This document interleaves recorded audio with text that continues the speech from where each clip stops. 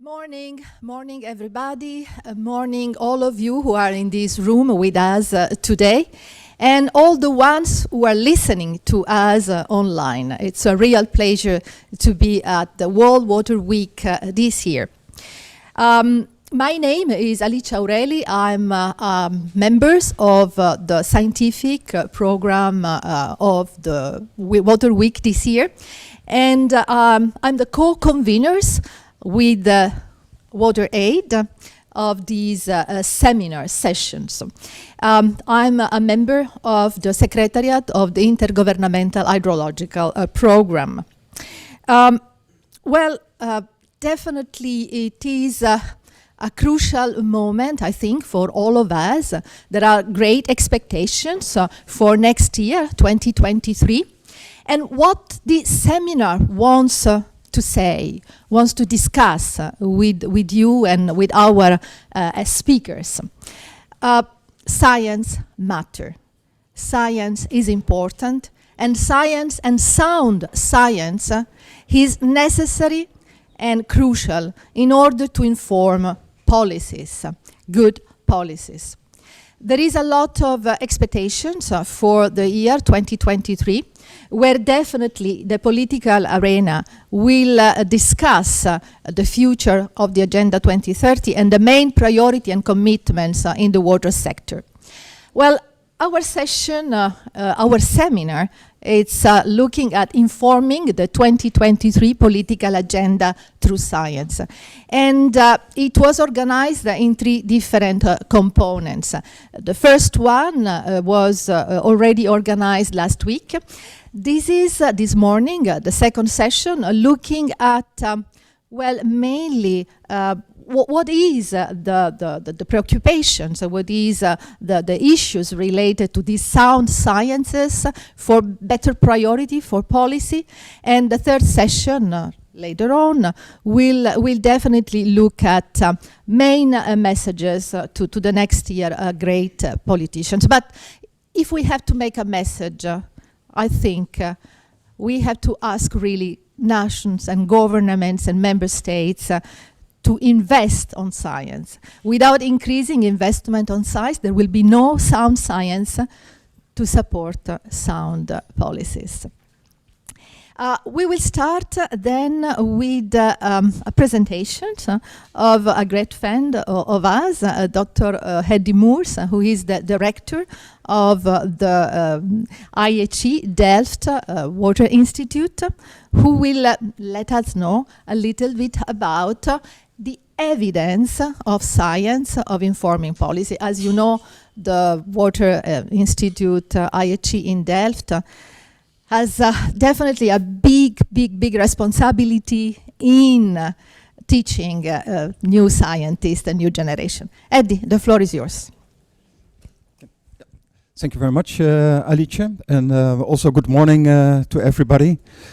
One of the important things is, I think, in sessions like this, is that we also get a little bit of engagement from the room. Now, I'm not promising too much engagement, but I do have two questions to you. And that's also actually to the public that's online. And just to know a little bit on who's sitting in the room, could I see hands in the room from who's a water professional or a scientist? And maybe on the chat box you could just write WP, so we know water professional, half is also good. And the other question that I have, who is involved or who considers himself in policy making? So maybe a good distribution, I think, on both sides here in the room. So I think that that's a really great setting also for having a further discussion. What I wanted to do in the 10 minutes that I have together with you is to take you a little bit through a couple of examples that at least are appealing to myself, and I hope also to you, where science played a role. And what I would like to... Yes, let's go to the next one. Okay.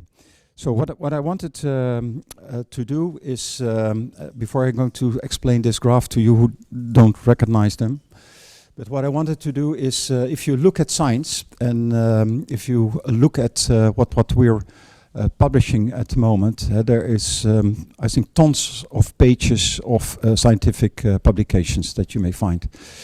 What we sometimes see is that if you want to transfer those scientific papers into something which is useful for policymakers, then you have to look, for example, at reviews. And sometimes those reviews are, again, say it's still quite lengthy and not that well read. And you need to look at something else. One example there, I think, is coming from the Climate Change Society. And I think that this plot here is the Keeling plot, for those of you who know that. Interesting for two reasons for me. One is that if you look at this plot, it indicates actually the CO2 levels that we're experiencing at the moment from oceans. So it's a quite well distributed one. And you also see the seasons in there, which is a quite natural signal in there, but you also see this trend. And in the start, when they were starting to measure those CO2 levels, they thought that there was an error in the measurements, so they took out the trend to correct for those errors, and only later on they discovered that that trend is actually the problem that we're facing at the moment. Now, what happens in the Climate Change Society, and I think there are a couple of lessons that maybe we, as a water sector, can also take on board, is one, is that I think they're doing a really great work on having a review process in place. Again, this review process leads to a report. I don't know if everybody read that. I assume you do here in the room, but it's about 3,000 pages, so you must have skipped some nights. Then for the policymakers, they had a little bit easier job in reading there, because that's only 50 pages that is there. Still quite lengthy if you know what other parts are on your desk. And then finally the highlights, which is just 6 pages. And I do think that that is a challenge maybe for scientists, but I think also in collaboration with policymakers, and again for the water sector, to see how we can work towards those short but well, I think, supported by scientific evidence. So that's this review process on what the main messages are. Then another thing that I would like to point out, and I think that's a challenge a bit, that is that, so we started here, and then like I said in the beginning, we had a little bit of an issue to know that we're not seeing a measurement error, but there's a real trend. We're now over there, and I don't know who has seen Al Gore acting on stage a long time ago already, but for me he had a very impressive physical thing, because on stage he went on an high worker, and that lifted him physically up to pinpoint where we are at the moment. Now I can't jump, but I can't reach it. So we are still facing this problem, and that means that if you look at the timetable here, we're now 60 years ahead. By the time that the first signals came out that we had CO2 levels rising until where we are at the moment. And I do have a lot of expectations on what's going to happen in Egypt in November, but I still think that we're struggling how we can solve the problem. So that's one thing I would like to bring to your attention, and one example. Then another, I think, quite important one that we think is also quite interesting is, and I believe also in positive signals. This is a bit of a negative sign, but maybe for some of you may recognize this if you're my age, but for the younger people in the room, it's maybe well before their time. This is just, I took a couple of newspaper clippings here, and what you see, this is about the ozone hole that we were facing at that time. Now, interesting enough there is that also there were some discussions about what is causing this problem. Also discussions about the Concorde. I don't know if any of you ever sat in this plane, but that was a discussion. But also the refrigerators and actually deodorants and other things were causing actually this ozone hole to exist. And what I find interesting in there is this ozone hole increased, so the amount of ozone decreased. But in 1985, and earlier the research was done, but 1985 there was a very important paper that came out, and only 2 years later there was this Montreal Treaty. In this Montreal Treaty they decided to follow what was happening and come to the decision to also change actually the gases that were used for these cooling gases. And that, I think, had a really big impact on where we are today. Otherwise, we would have a major problem in climate change. The problem is already big enough.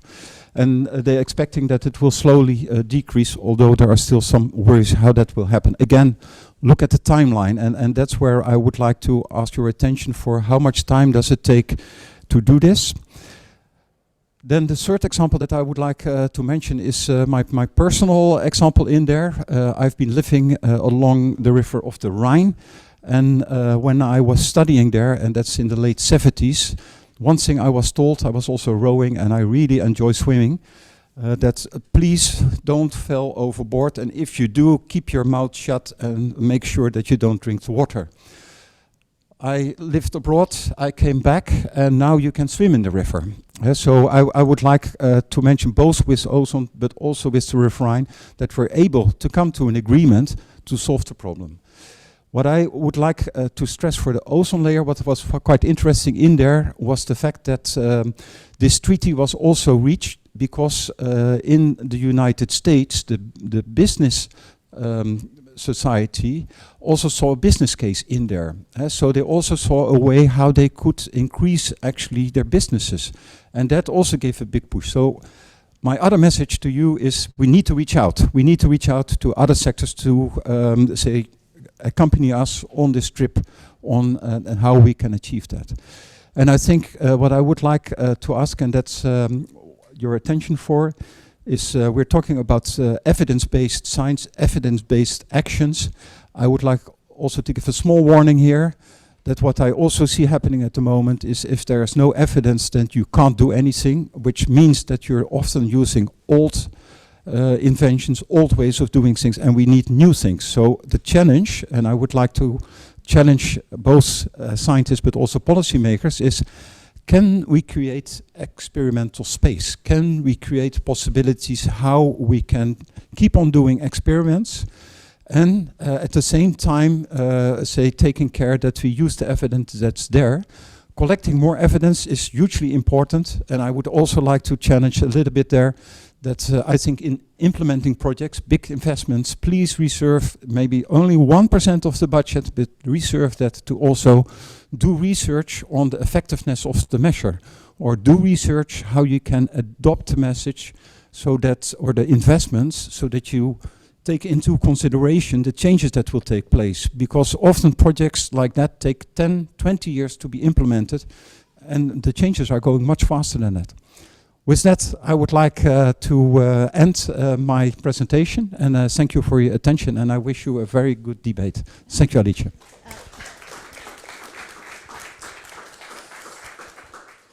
Thank you, Hedy. A lot of good hope for the future, but calling us to pay attention that the mistake made in the past.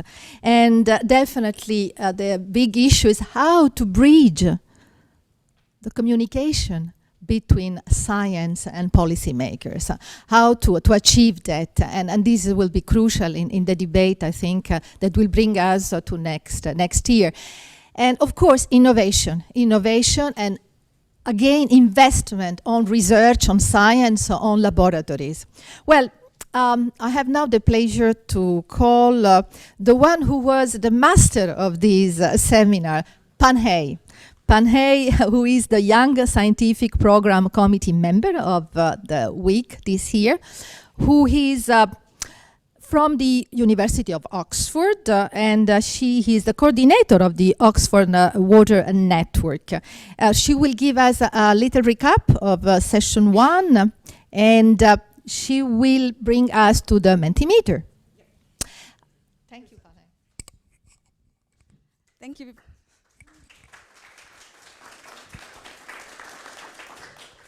Thank you very much for the introductions and also the warm welcome. So good morning, everyone.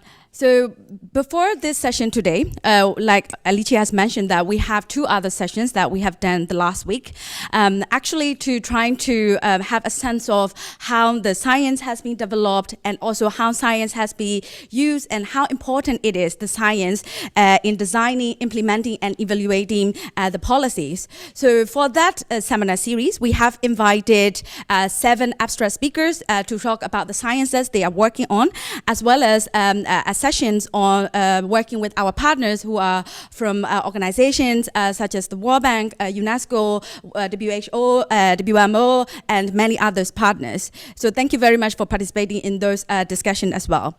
So in case you have missed any of those discussions, what I would like to do now is to recap some of the main things that we have discussed and that we have highlighted in that session, and trying to set the scene for the next roundtables that we are having today.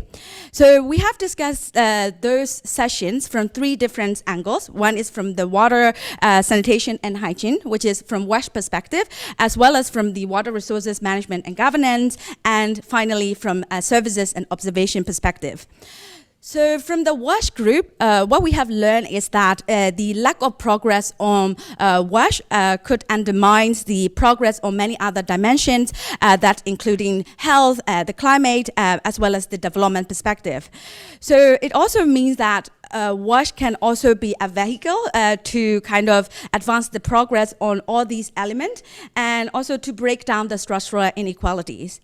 So in these discussions, they have proposed the 5 accelerators that could ensure to reach the WASH goal. They are the governance, also the finance, and also the capacity at all levels, including the capacity building, as well as the reliable data for and also information for the decision maker, and finally the innovations. So these accelerators, they propose that it can ensure that the proven and also efficient approaches can also meet the challenges that we are facing in the WASH community, and also we will be ensure reaching for the water, sanitation, and hygiene for all. So we can discuss about it, hopefully in the roundtable to your responses. And then we move into the water resources management discussions. And one of the biggest challenges that kind of proposed here is that due to the climate change and also the cause and effect relationships, there is this bridge in science to policy. So we also know that there are a lot of higher uncertainty in the community, higher uncertainty, and also the different and greater variability in the climate system, as well as there's the less predictability, and also reaching towards the non-stationary of the hydraulic systems. So one of the solution that is proposed here is that the integrations of water, which is to go beyond the silo approaches or the cookie cutter approaches, and also thinking into other factors that include the natural hydrological cycles and also the biodiversity, thinking from the benefits and the values that we can get from that sector. And one of the key points that also highlighted here is the climate adaptations. So climate adaptation is one key element that could be a bridge in terms of implementing the policy approaches that consider the added value, and also another one is setting multiple priorities at the times. And then we also have presented the declining of the water storage gap in the system. So it is happening due to the climate change, and the World Bank, especially Ellenberg, specifically highlighted that because of this expanding the water storage gap, it is important to bring in investment and also better management of the water resources. And also we have, or some of the speakers from that session has bring up the policy, institutional and regulations challenges as well. And then they have mentioned that there is a need for the transboundary agreement, as well as also the shared water treaties, as we heard example from the Cyprus Institutes. So one of the another highlight and the final highlight from the water resources governance is when policy measures are implemented on the ground, it is also important to have this monitoring and observation aspect, which will inform the future decision makers. So that is the end of the water resources discussions. And then now we are moving towards the advancing services and observations discussions. So one of the speakers particularly highlighted that 2023 is a year for remote sensing, and we need data. We need advancing the services observation data, as well as we all know that these data are also increasingly available right now. So what we need to do is we need to strategically inform and also be blended to the socioeconomic data that we have, so that we can better inform the policy makers. And open data concept was endorsed in the discussion, since there is the need to share and assess those data points in the transparent manner. So another challenges that is posted in here is that the social and operational hydrology concept and how the community and the society can interact with the data itself. So finally, there is a remark that is saying that there is a shortage of financing and capacity to meet the ambitions and also the solutions that is aiming to implement on the ground by using the advancing and emerging technology. So we will need to have a continuous and long-term data to be able to find the new knowledges that Eddie has just mentioned, and also since how the theory and the practice and policy can go hand in hand together.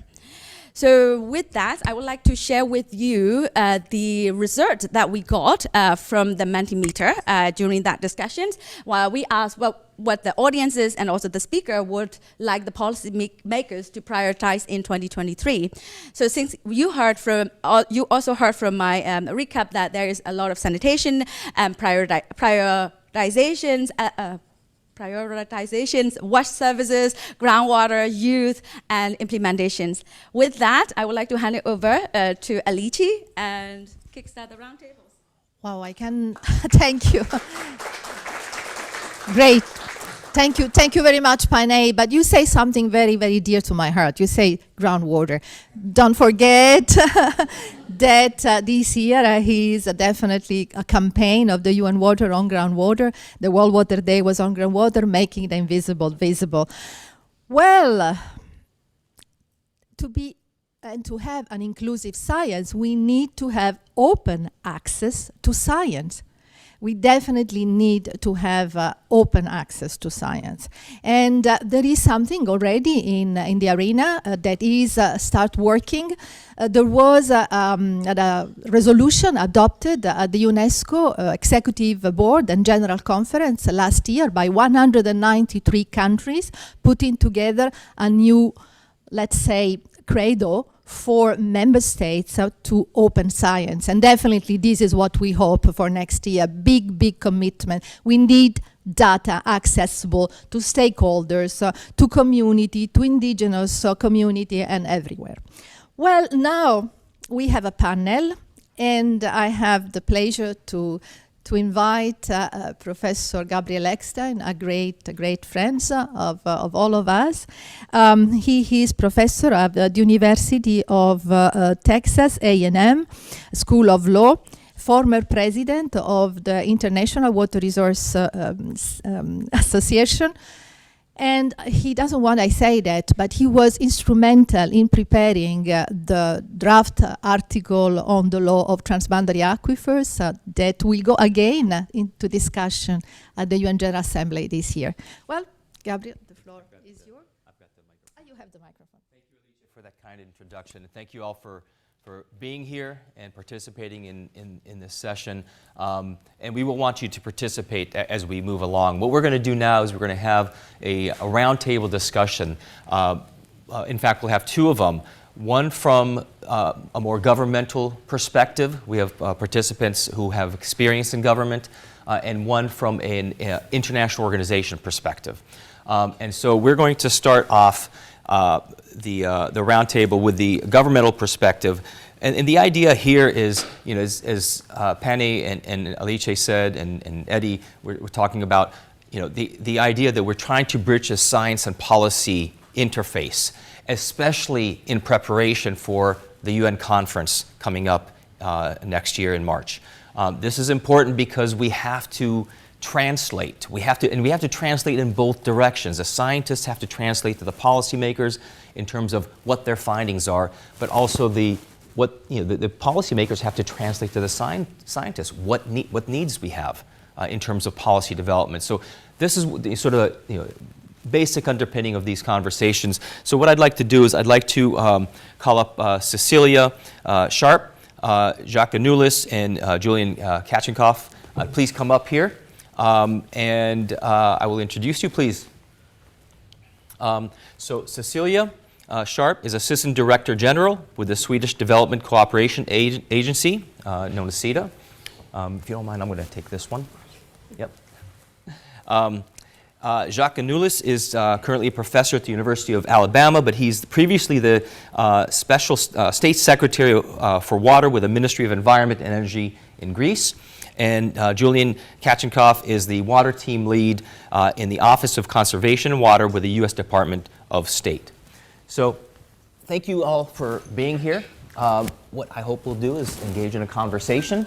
And what I'd like to do is to start off, maybe this is too basic, but I sometimes I think we need to start with basic foundations. Alice said earlier, very simply, science matters. And maybe we take it for granted sometimes, but I wonder from your perspectives, government experience, why?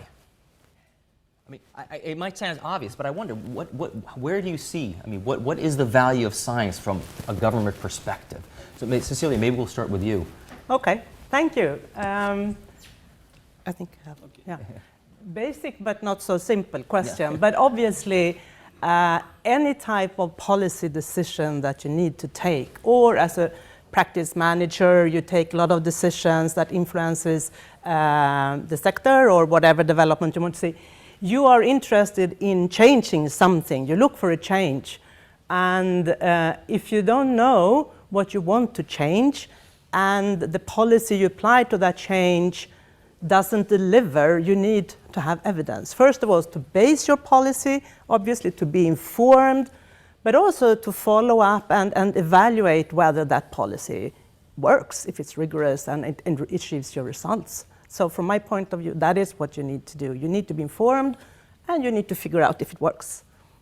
So it's connected to your policy objectives, connected to where what you think are policy problems, yes. Societal problems? Yes. So, and of course the problems need to be identified somewhere, and they can be either identified by policymakers. They want to see a shift in society for poor people or whatever, but they can also come obviously being identified from science.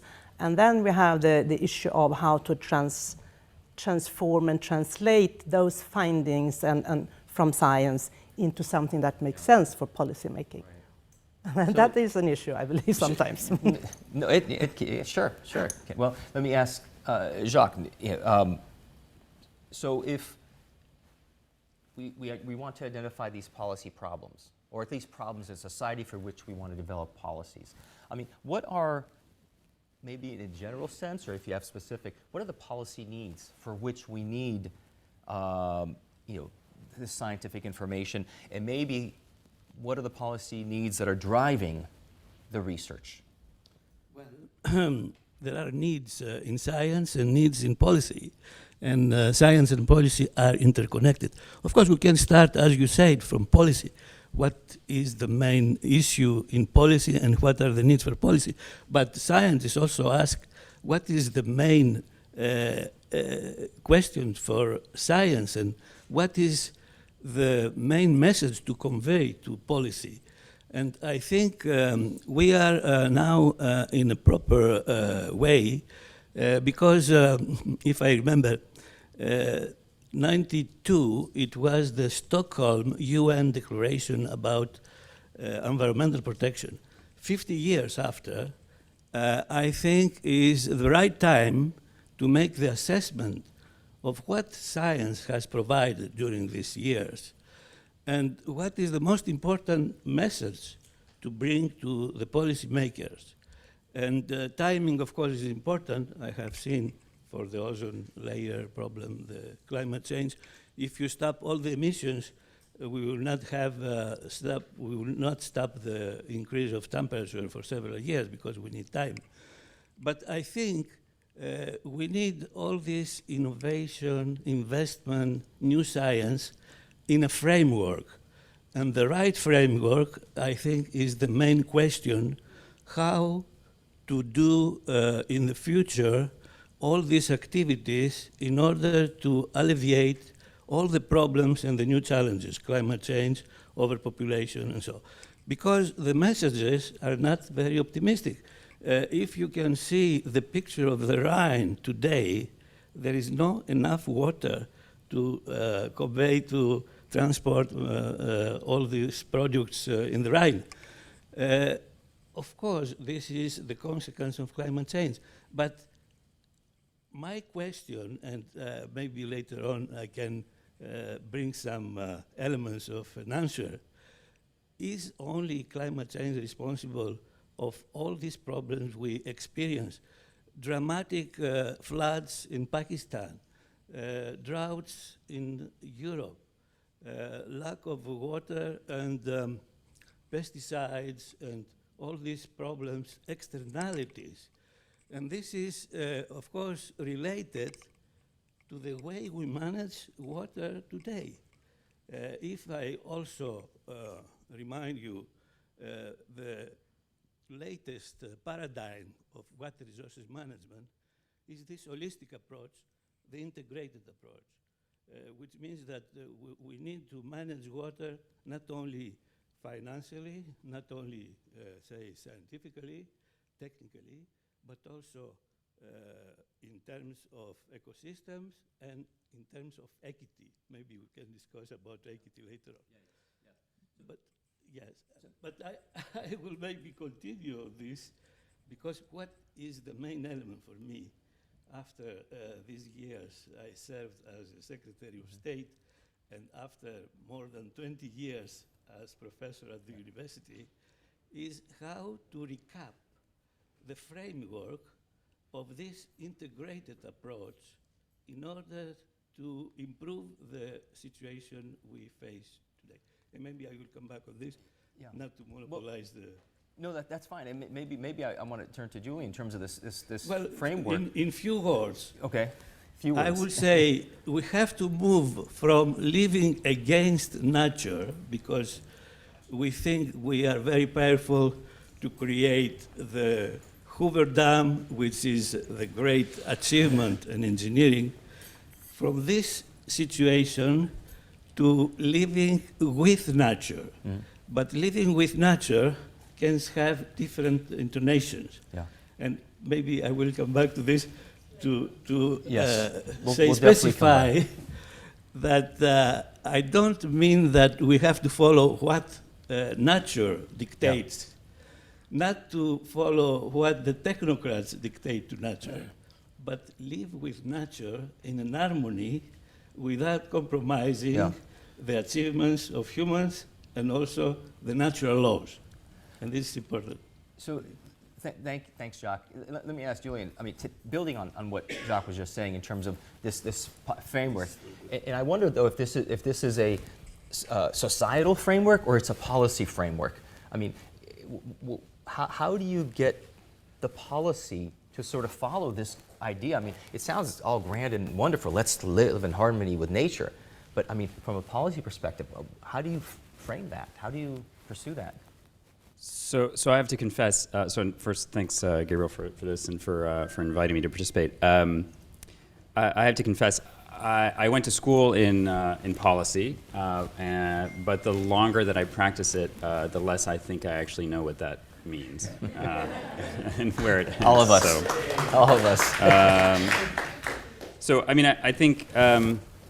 So I work at the State Department in the Office of Conservation of Water, but in a bureau called the Bureau of Oceans, Environment, and Science.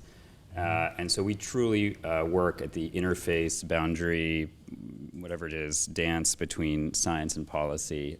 In fact, our Twitter handle is @Science Diplomacy. So I rest my case. So not a day goes by that we don't wrestle with communicating data to policymakers in Washington and in other capitals. And it is a struggle. And I think it's a struggle because I think both worlds tend to operate in their own comfortable tracks, and they're relatively unwilling to be placed into uncomfortable situations where they might have to acknowledge what they don't know or what sort of needs they might have. So in terms of a framework, I think it's crucial to break out of potentially rooms such as this one, even though I enjoy it very much, to actually look across society about talking about societal needs, to talk about data's role and science's role in empowering society to engage with policy and to inform policy going forward. I think that's an important consideration. Thank you. So let me maybe move a little bit forward with, we understand we have needs, right?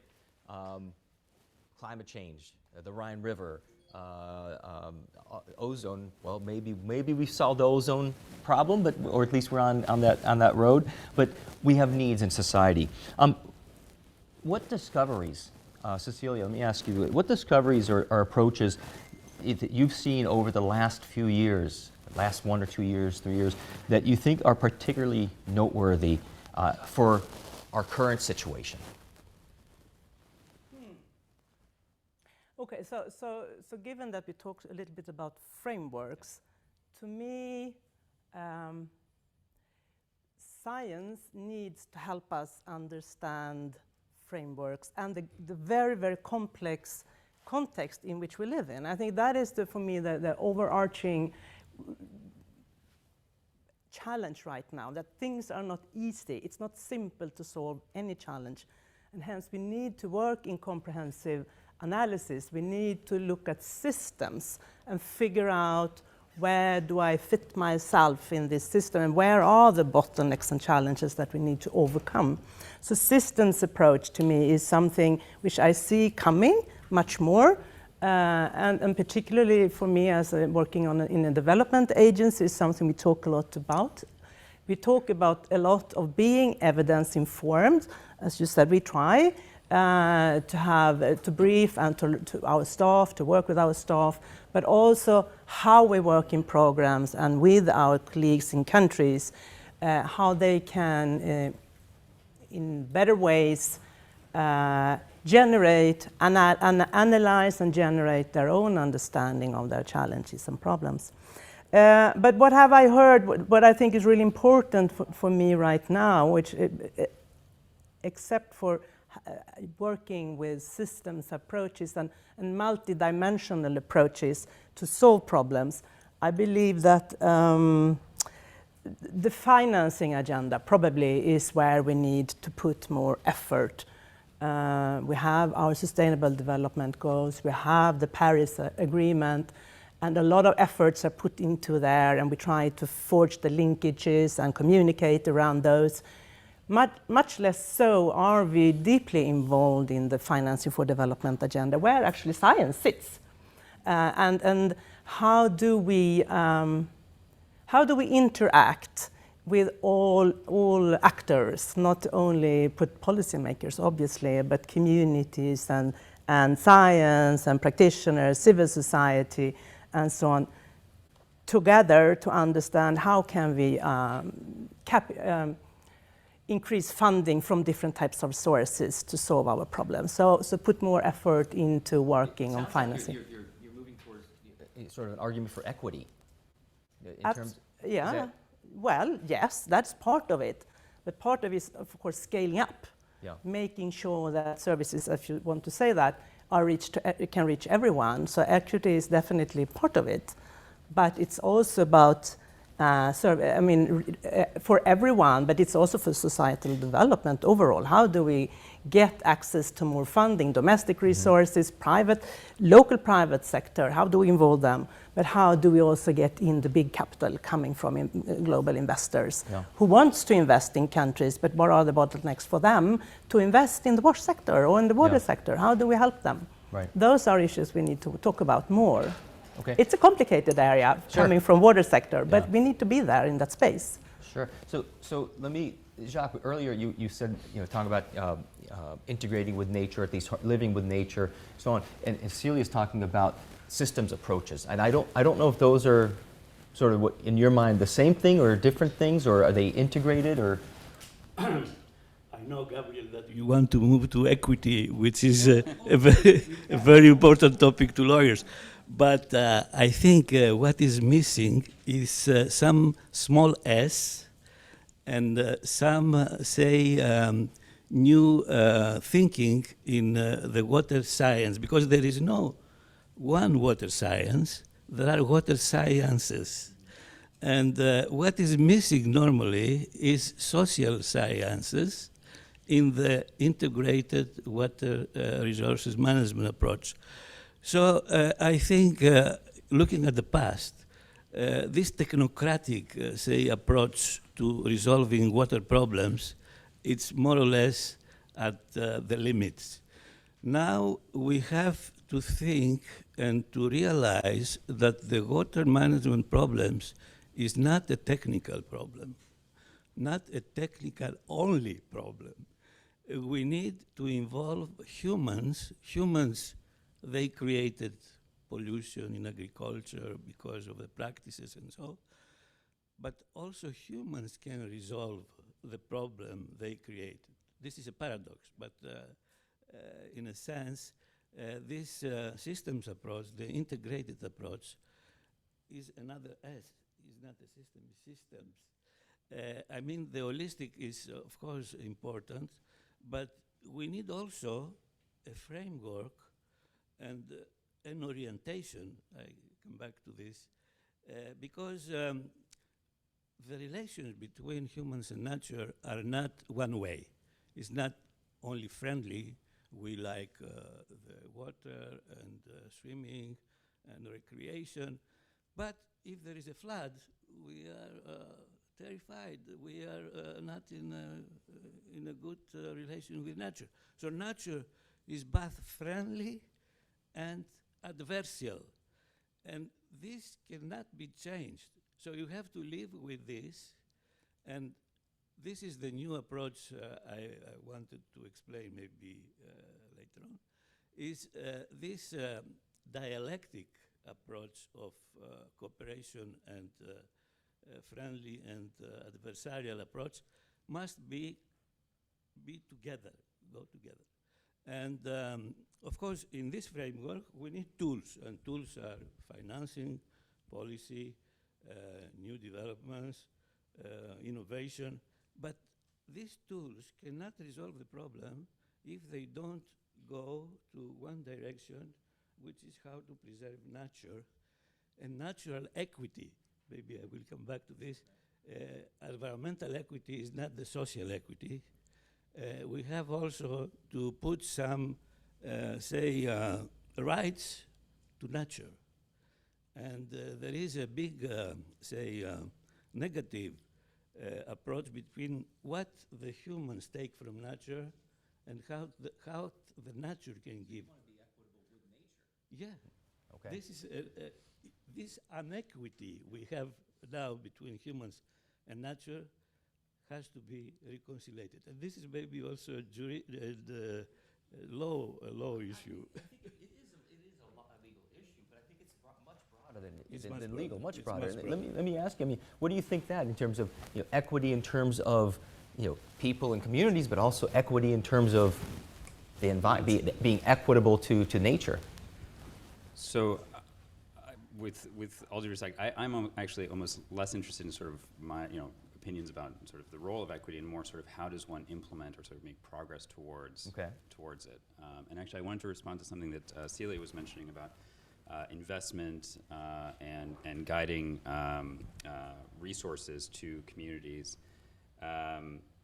As some of you may know, the Biden administration has put a big focus on investing in infrastructure in the United States. The bipartisan infrastructure bill put the largest amount of money into water in U.S. history. And equally, they also put a premium on focusing on issues related to environmental justice. And our colleagues at EPA, the Environmental Protection Agency, put out a pretty innovative tool called the Environmental Justice Screening Tool. It's a web application that actually lays out environmental data alongside socioeconomic and demographic data to be able to identify particular hotspots and areas in the country that would be candidates for additional analysis, additional outreach. And I think that kind of use of data and science to inform policymaking and community outreach, I think, is a really important step forward and potentially a good approach for dealing with equity issues overall. So that's what you mean by, in terms of the implementation, the mechanisms to implement equity. And that's focusing, though, on peoples and communities. That's right. All right. So maybe I'll ask Cecilia, what's your thoughts about equity with nature as opposed to equity with communities? Okay. So I was going to build on what, but Okay. let's see whether, well, ecosystems. I mean, I know we all understand that we are dependent on ecosystem services, and as that I think is the approach. Oh, I'm sorry. Thank you. Sorry. Yeah. Yes.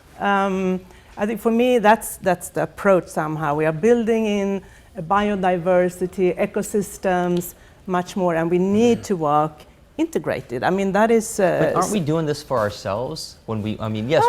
We do it for nature. I mean, not so much anymore. But I mean, we have invested a lot in national parks in our own countries, but also in other countries.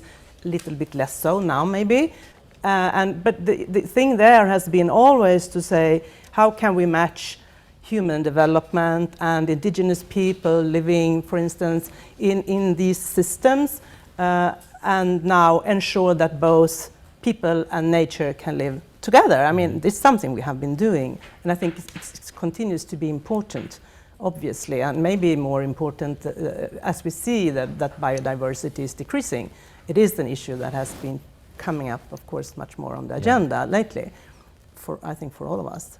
Okay. Now you said you had a comment about something. Yeah, no, I just wanted to say, I mean, for me, we are what is missing and what is important in these policy discussions right now, if we want to move the SDG agenda a little bit, is the local perspective. And I wanted to just say that I'm really interested in that model, because if you look at science today on how much funding is actually going to local areas, how much policy is made with evidence in local communities by local governments, it's very little. And I think we all understand that working with communities at local level is one of the biggest keys to solving a lot of the challenges. If that's a priority, how do we incentivize that kind of messaging or that kind of attention to the local communities and local problems? That's a good question, but I mean, there are ways which I believe, now a lot of us here, we represent the perspective of the North, and I think there is a real importance for us in supporting national analytic capacity, national capacity to evaluate, to drive policy, and where we are somehow taking a role of facilitating, convening, not educating, but being a good partner. And it's really listening to the local needs and then try to help to develop that evidence that is needed for local decision making.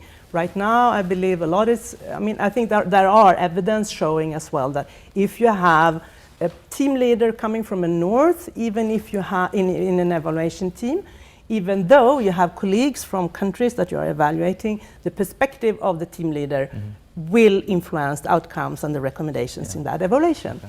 And hence, it is important to really try to figure out how do we turn a little bit the perspectives and make sure that whatever challenge you are trying to solve builds on the understanding and in participation with those that are going to be served by that policy recommendation. So that's trying to incentivize the policymakers. So in some sense, no? In terms of paying attention? So yeah, or having the right evidence. Having the right evidence, right. But what about the other way? Let me ask Jacques, maybe Julian. how do you get the communications going from the policymakers to the scientists to incentivize them to do the research that might be needed or wanted because of some of these particular issues and problems, maybe local? Maybe there's local problems as opposed to national problems. How do you incentivize the science? Well, this is an insolvable problem. Okay. And in order to try to find some particular solutions, we have to realize what is the actual structure of communication between science, policy, and governance. These are three cycles interacting, but not in the same way.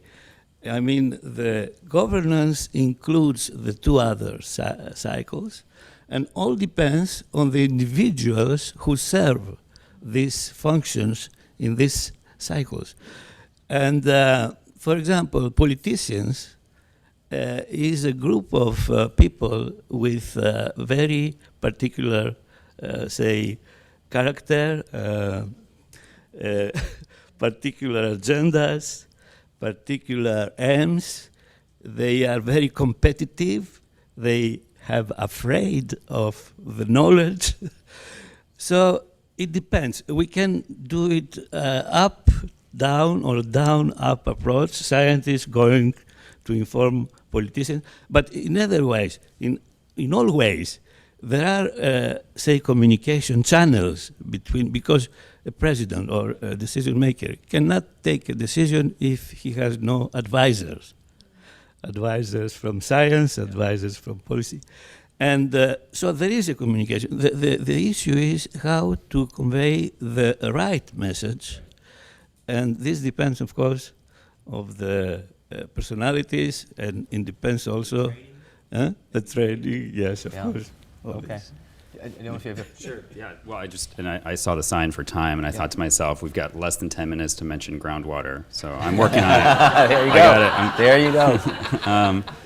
I guess I just in terms of getting that policy science conversation started, I mean, I've got one example, and I want to find a way to mention my colleague Perry Otto from NASA Goddard, who's here in the audience.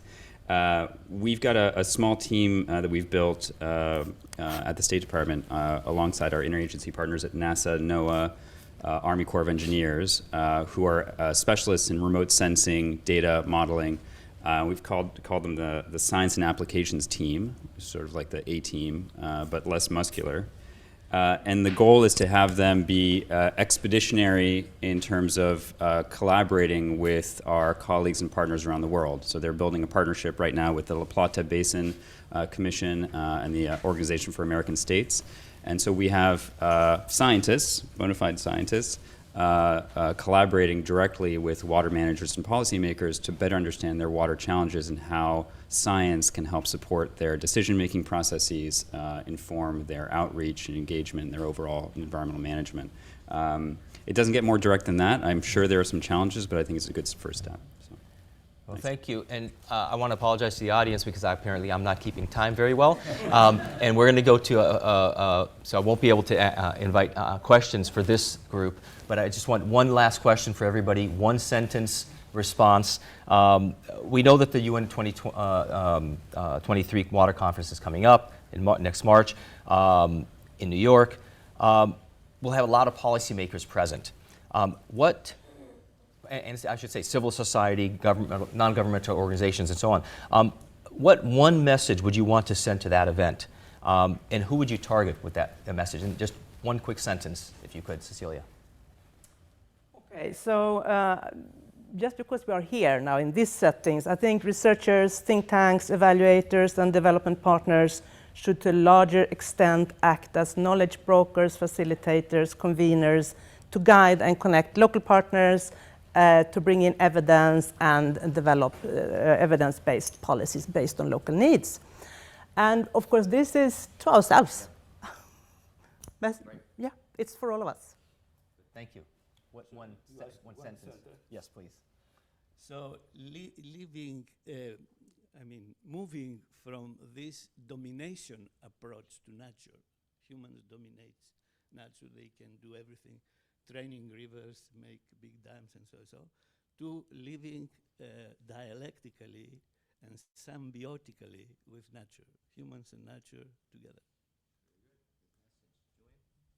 I would echo what was said earlier from Eddie about creating an experimental space. I interpreted that as sort of creating a safe space, and so a message going forward would be for both sectors, both sides, to come in with to that discussion with humility and an approach based in collaboration. That would be my message. All right. Thank you, all three of you. I really appreciate the opportunity, and thank you. So if we can call our next group. We're going to have Bruce Gordon, who's the head of water, sanitation, hygiene, and health at the World Health Organization. We have Hirin Kim, who's the chief of the Hydrological and Water Resources Services Division at the World Meteorological Organization. And Melissa Ho, who's a senior vice president of freshwater and food at the World Wildlife Fund. So thank you all for joining me here, joining all of us here. Yeah, you can use that microphone or this one, whichever one you prefer. Hopefully you all got something out of this last conversation, and I'd like to build on some of what was said, but maybe from your perspective. You're all part of various international organizations, intergovernmental or non-governmental, and I wonder if that's a different perspective that you have. And maybe, Melissa, maybe I'll start with you, the non-governmental organization. Is that a different perspective on the science policy interface from the governmental perspective? Yeah, first of all, thank you so much for moderating, and then, thanks. Right. Is it on? Yes. Yeah, thanks so much, and for the organizers for the invitation. Is it on? Yes, it is. Okay. I think, surprisingly, I'll just preface my remarks by saying I used to serve in the U.S. government, both in Congress and in both of our bilateral aid agencies. So I actually take a government perspective, but also now serving with an NGO, have that perspective as well. Surprisingly, there are so many of the themes that were brought up in the last panel that resonate so strongly with me, and then with WWF, the World Wildlife Fund. We are, a large conservation organization, federation around the world, really looking at trying to ensure a planet where people live in harmony with nature. So the three themes I just wanted to pick up on. One, I think science is necessary, it's requisite, but it's not enough to motivating the behavior change we need to see. Political will, a real, storytelling, narrative, emotional mandate is necessary. So science is so critical, but it's not enough. And I think that I'd heard that from the last panel. I think the second piece is around the systems approach. I so appreciated that perspective being added, and yet translating that into a policy context isn't trivial, but yet it's needed. So thinking of how to unpack and be more specific about what we mean by that. So appreciated the remarks from colleagues. And also from the laureates yesterday, really connecting the dots was that takeaway, and I think that's the systems approach.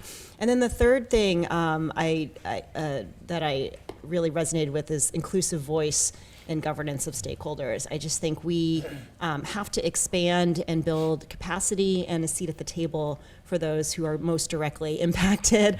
And I think that's not always, easy in a policy context either, but we have to do that more than ever. Yeah. Thanks. Well, so you paint I have to say, a rather rosy picture in terms of that science policy interface and how we're doing and where we're going. And I wonder, Hirin, maybe I should ask you, where are we? Where are the gaps? What are we missing? What it's on? It's always on. It's always Yes. on. Okay. Yeah. Thank you. But what are we missing? What are the problems that we're ignoring or just not aware of? Thanks for the question. Actually, I think we have such a gap in many places. First of all, the communication gaps, what I felt several times. First of all, that the communication between scientists to policymakers, that there are certain gaps.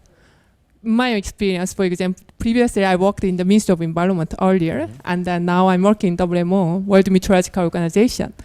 Scientists believe number is important, and scientific outcomes are so important. So, for example, I can say to the minister when I persuade him, here is the rainfall, precipitation, 20 millimeter per sec, which will be happen 6 hours more, and then the velocity will be changed, the river flow change, and water level change 0.46 to 0.57, something like that. Who can understand? And the minister, what the reactor minister or policymaker will say, what you are talking about? So I should be more polite. So there will be doubt. It's a friendly conversation. Yeah. So what are you talking about? They cannot understand what we are saying. So we have to interpretation. Sorry, professor, I might be a little bit not. So we need something to deliver easy to understand. That how the decision maker can make the really important decision for all of us. How to the scientific outcomes can deliver and reach out to the police. Because we cannot just have research and keep saying that here is climate change. How? How are you going to impact? What will be changed?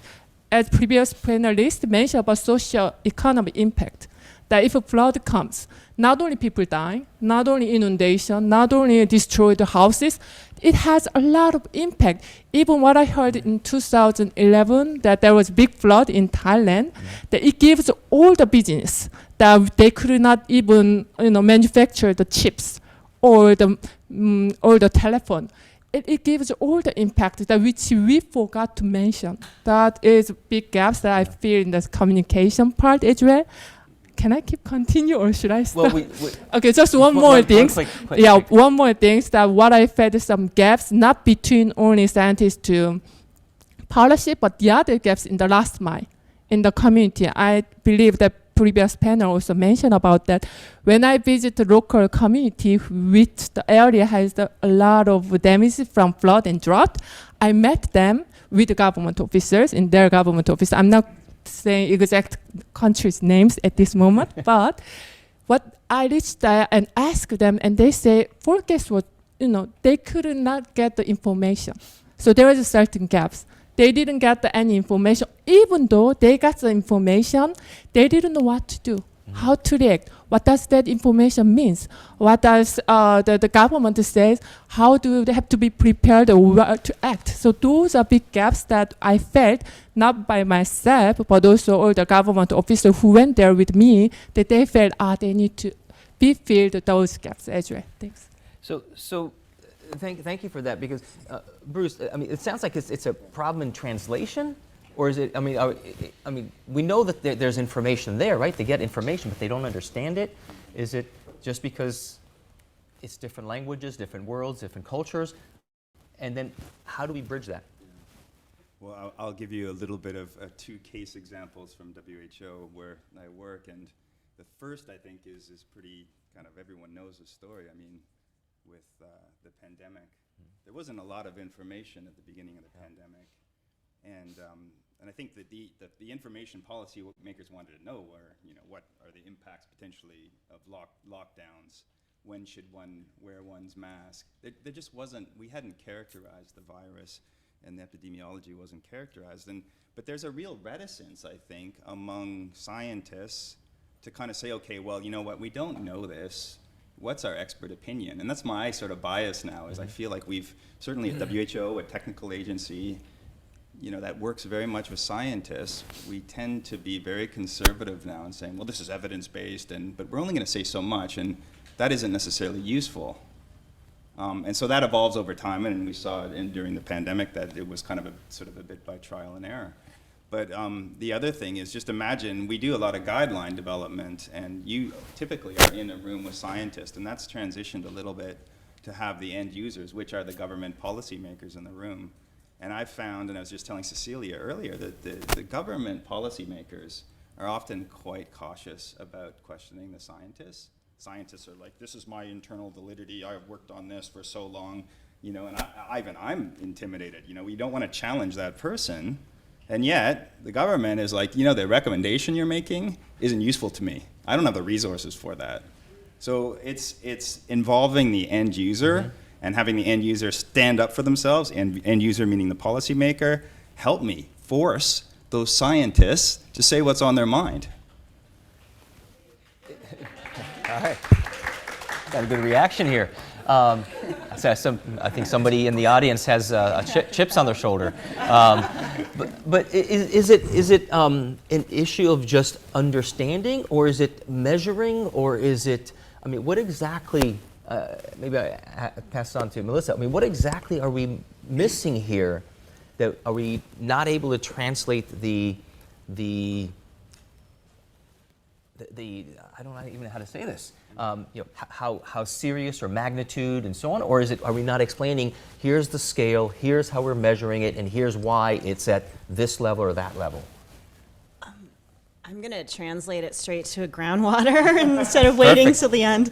I think the piece I want to pull on threads from panelists, colleagues here, I think the translation gap in communication and then the science to policy and action, we are so, as a water community, and I wear straddle hats of food and water in my role and in my background, as a water community, we're so worried about elevating the importance and role of water, getting more attention, putting it on the radar. And it feels sometimes that it's a either or, it's climate isn't the main thing, it should be water and other issues. I think the idea is, in the communication gap, is meeting people where they're at and understanding and motivating our issue of water by their self-interest. And I think it's not a matter of just having it be a water issue. It is a food issue. It is a health issue. It is a climate issue. It's an energy issue. And so how to integrate water-related actions into these other sectors is what I think of when I'm talking about connecting the gap. And in the SDG framework, I think it's Stockholm Resilience Center, or SEI, one of them, they retook all of the SDGs, which are kind of laid out linearly or in a grid, and put them in this wedding cake format, where you look at the land, ocean, and water SDGs as the foundation to everything else. The WASH goal, the food security goal, poverty goal, collaboration goal sits on the top, but the foundation is the fundamental ecosystem services goal. And so others had talked in the previous panel about equity for nature. We believe that, but it's not in competition with economic development goals. It is a foundation to thinking that you will have future sustainability of your economic goals, and you will not if you do not think of making sure there are limits and protections for nature. So I think that is one key piece, is just making sure we embed why people should care in their own self-interest. So I have more, but let me pause. Please. Thank you. Because I believe that you wanted to have something like talk show, so there's no scenario, no preparation. So I just wanted to echo what Melissa says, and we had some discussion, and I shared some of my experience as well. Where sometimes we assume that what a policymaker needs or what people need, we just made ourselves the solution. People really reaching out to what they need. So as I said, I visited several Thank you. Thank you so much for great agreement. So what I see is that people, well, I visit the community and asking, as I said, about the information, was it well delivered? What do you need? What kind of information do you need? And how about the reading time? It was my perspective. I wanted to set up the early warning system there, and I asked them. But different what they asked me is that after the flood, there's no food. There's nothing to eat. So one female asked me that how can they find the food, not just waiting somebody deliver food as a donation. It was, it was kind of, big shock to me in my brain. And the other question from the community, a guy asked me that what about the waterborne disease after the flood, which I did expect. I need the WHO to work with me and go together. So food as well, as Melissa says, it's not just one, silos approach from hydrological perspective. It is important to engage. We always say stakeholders engagement important. We should make it broaden concept, but I felt that we're forgetting again and again because we are all together, especially for the hydrologists, the water expert and water-related organization and government officer and scientists. So want to go back again, for example, if drought happen, that it's not just agriculture affected, but inland navigation affected as well because water level decrease and cargo vessel cannot go, and it will increase of the cost of delivery. And also it gives a lot of effect to the energy as well. The hydroelectric dam cannot operate well without enough water. Those side effect and economic effect gives everywhere. So that's why we have to engage public, private partners, and also all the business. And as I mentioned about people, reach out to the people is also important. Thank you. So let me maybe turn to you, Bruce. It may be in emergency situations, you just have to react, right, on the ground. But in a broader sense, when we look at, sort of at national levels, global levels, we try to assess how well people are doing, how well nature is doing, and so on. But, you mentioned the SDGs earlier. Is that the metric? I mean, how do we do that assessment? How do we sort of decide where to put our priorities and then figure out what the baseline is and where we want to go? Well, I'm glad you mentioned that because we talked about the SDGs. And obviously there's some flaws, but I think the system, the metrics that have been developed, and there was a lot of thought that were put into them, are beautiful.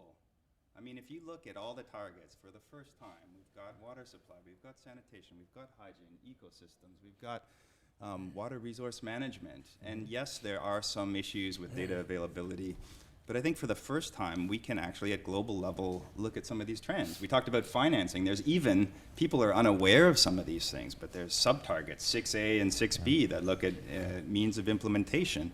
We even have a burden of disease target, target 3.9.2.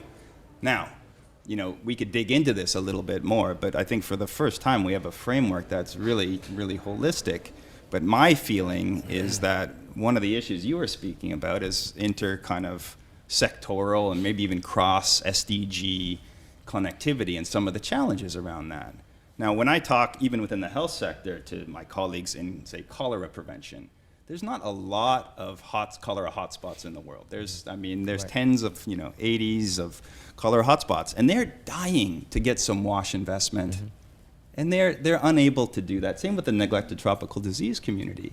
So I think it's up to us sometimes to open ourselves and go into those other discussions and say, look, we have to make this work as well. I mean, in simple terms, there are maps out there. You can look and say, where are the vulnerable? You can see the diseases. Can we not put some WASH investment there? I mean, that's very policy oriented. Right. And yet some of that stuff isn't happening. All right, so do you have a follow-up?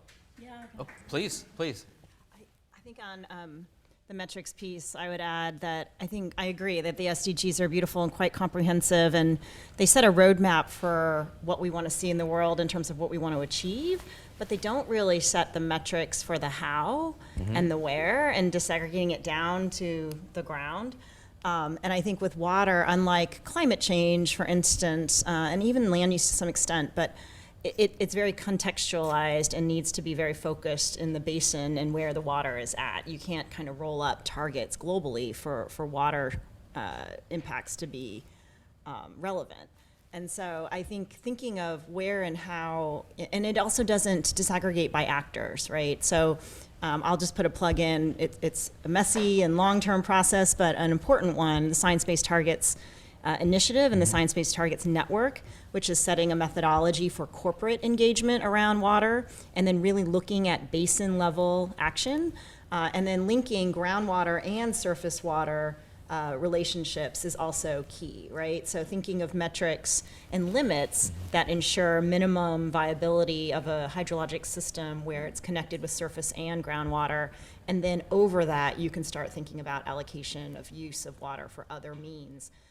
As well as what future scenarios look like, climate, development, et cetera. So I think we have to get a little bit more granular in the how, which then sets targets by basin.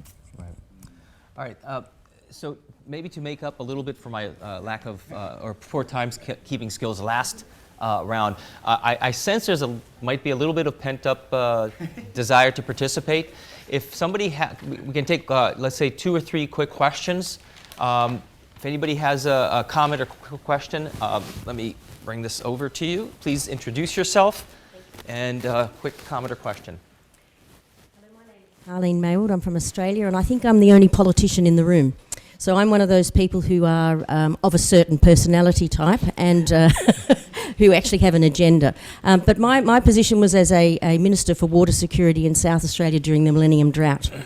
And to understand the complexity of managing a major disaster in a society that went for 10 years. All of you have threads of what needs to be done, but the key thing is where the problems are where the people are. And in the science that we're doing, we're not engaging the people early enough, we're not bringing the people along on the journey. If you want to influence politicians, you influence people, the voters. The voters will take the politicians where you want them to go if the politicians are informed and the voters are informed. And at the moment, we don't do anywhere near enough in engaging with communities properly, and we don't do anywhere near enough in actually translating the science to a level where communities can understand it. So they pick it apart, and then they bring it up to the politician and say, you can't trust that science. So we are losing our credibility with the general public because we're not engaging with them. And it is critically important to do so. Next session, community engagement. Stay, have a coffee, and come back. Thank you very much. One or two more comments, questions? Yes? It's a sort of a comment actually on what Carleen was saying. Having worked in the Murray-Darling Basin Authority at the time that the first basin plan was being drafted and working on the science, we were actually not permitted to go out and talk to the community. So I'm not sure whether that was a political decision or some interpretation of the political will by the senior bureaucrats, but it was actually deeply frustrating. So really good, interesting examples from Australia. Yes? I'm sorry? From online. From online? Yes. The UN General Assembly recently recognized the right to a healthy, clean, and sustainable environment as a human right. How do you think this achievement can support the water agenda? Any other ones from online? Or? There are some comments. Okay. All right, well, let's start, and we've got a couple of comments and questions here. If you have any particular responses or perspectives, start, Melissa? Sure. I appreciate the community engagement one completely, and it's something we've talked a lot about offline about how to break through the messages. We're in a major mega drought in the western U.S., but really all over the world, floods, droughts, et cetera, in the U.S., but the 17 states especially. And the saying of never let a good crisis go to waste, you know, it applies, and yet I still don't see the conversation necessarily happening at an existential level of what needs to be done. So that's a conundrum, and would love to figure out how to break through. But I do think there are examples of where societal ethos has focused on the importance of water. Israel is a great example where it's a national security issue. It is a collective resource. The government manages it, and then just the links and circularity of how they manage water and everyone's responsibility.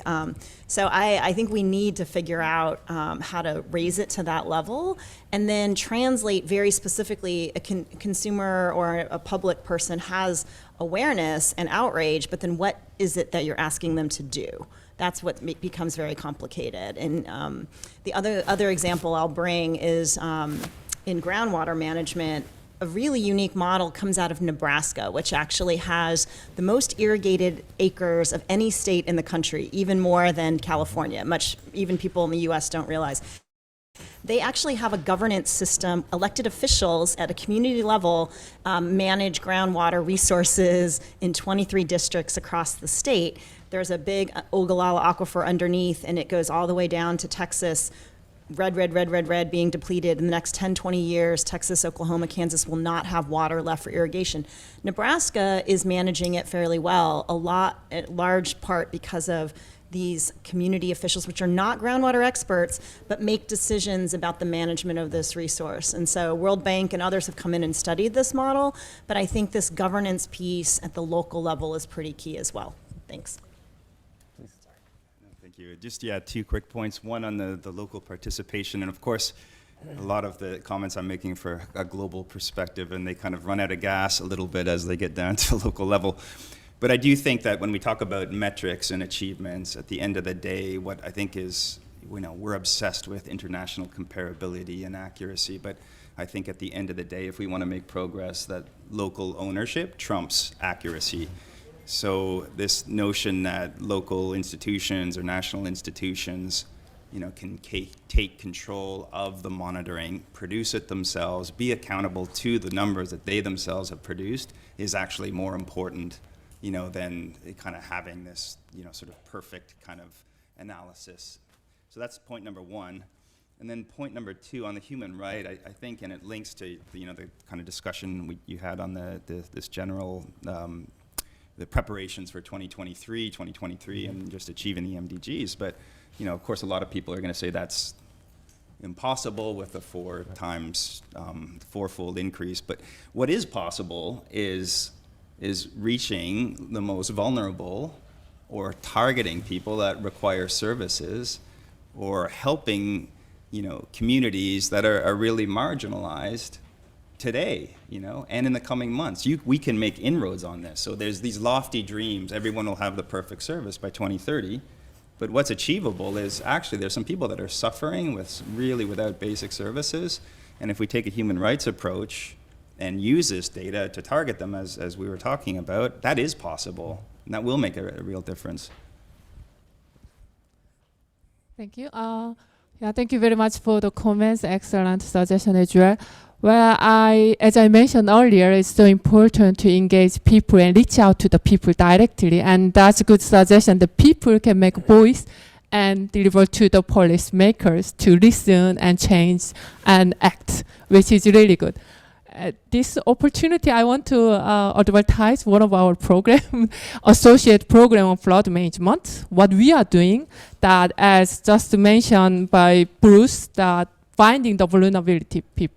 So I'm visiting the community because we want to reach out people to see how can we support within our knowledge and our project, and also many activities. For example, that we reach out to the community and check where is the vulnerable people. How can they support each other? So it does not mean they are waiting that big central government come to the community, but because they need to react very quickly when fresh flood comes, for example. So we do have a couple of communities having the training or workshop together, and also check which area is easily inundated. Develop flood risk map together. Where is the evacuation way? Where they should go? Where is the safe shelter? And that there is vulnerable people who has not old people or young children as well, and we also have a female, like gender equality, because as you may know, there's still many community having not equally have men and women. So we also trying to mainstream the female and gender that equally react and having some adaptation action together. So even I visit the community, I could see if I ask the people to come, whole men come here in the front, and then the not so colleges, but they are in the female over there in the top to the roof in the house, and I could see them, and I asked them to come, but they cannot come because their society is very close and not easy to access in front of many men. So we have to go there and talk with them, and I could hear all where I mentioned that food security is a big issue after the big flood or drought, those kind of things. So I still believe that we don't need to reinvent wheels. We have a lot of existing tools, materials, and guidance, and also system which we can use it for our community, people, and also our stakeholders and partners together, which is including human rights. Thank you. So hold on to the microphone. We have very, very short in time. One sentence in preparation for the UN conference coming up in March 2023. What one message that you think that you would like to be presented to the policymakers, to the participants at that conference? Yeah, very simple message that I want to deliver. Let's act. Let's get started together. That's important. We're having a lot of discussion, a lot of research. We developed many programs. We made a statement. We try to engage and make a commitment. That the real important is action. That we shouldn't wait again and again. As you know, even at this moment, the people are dying or suffering because of the water shortage or excess. Now in Pakistan, 1,100 people deaths, actually. There's deaths, including 380 children and 1,600 people injured. Those are happening every day that we should start action that I want to mention. Thank you. Thanks. Bruce? I'm a little, there's a bit of cynicism here, but a little optimism. I agree on the action, but what I'm hearing is action, but I feel like there's a limited amount of time we have, and I feel like we have to be very thoughtful about how we plan in these few months leading up and what we do after. And we cannot do everything. I think it'll be lost if we try to do everything. We have to plan and identify some bottlenecks and deal with those. And so that's a bit to the UN, that's to member states, but it does involve scientists who also have their biases and priorities. But we have to get around that and start focusing on like 5 things and really kind of try to achieve those. Hold it down. Yeah, I would agree with raising sense of urgency. I think the one of the keynote speakers provided a readout of the recent report from Stockholm Resilience Center about freshwater as one of the 6th of the 9 planetary boundaries that's now exceeded our limits. So the crisis is now, there's a sense of urgency. But in the water conference, I think, again, the goal isn't to elevate water in competition with other things. Crises is one more important than the other. It really is to identify the key actions needed where water is embedded in other agendas around food security, climate, et cetera. And not everything, but let's look at where those intersections are, and then let's make the investments to look at water and a food secure environment in those key geographies. And then the last piece with that is to really bring the broader set of stakeholders to the table. I think indigenous communities, local communities, producers themselves, who are most affected by what water means in their communities. Thanks. All right. Thank you all for participating on this panel. Do you want me to do a quick summary? So, trying to synthesize everything that we've just heard over the last hour, I think it's pretty difficult because there's so many issues involved here. But if I take one thing away from all this, it's that communication piece that I think was brought up in both groups in terms of how do we communicate. How do the scientists communicate to the policymakers, and how do the policymakers communicate back to the scientists? It's got to be a two-way street.